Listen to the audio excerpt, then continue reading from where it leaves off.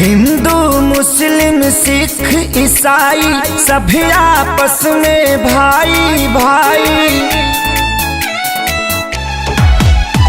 हिंदू मुस्लिम सिख ईसाई सभी आपस में भाई भाई। हर जगह तीनों रंग आसमान में,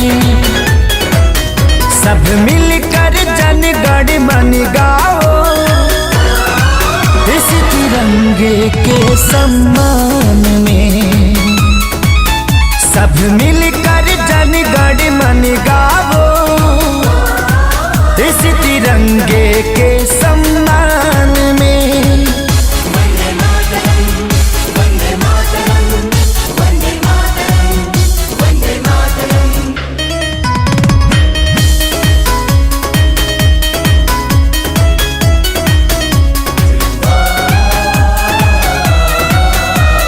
जिन लोगों ने दी कुर्बानी उनका हम पर कर्ज है। आजादी को कायम रखना हम सभी का फर्ज है। इसकी लहर में माँ की ममता, बूढ़े बाप की सीख है। मासूम बच्चों की किलकारी, विधवाओं की चीख है।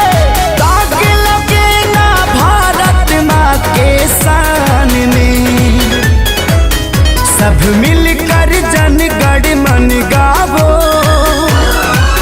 इस तिरंगे के सम्मान में।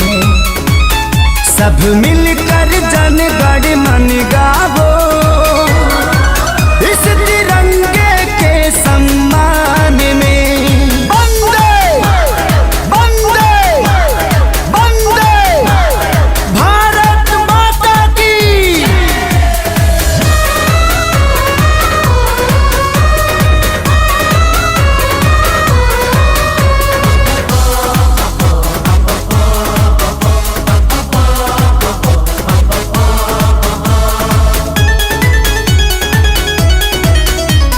हम सब किस्मत वाले हैं जो चैन की नींद सोते हैं।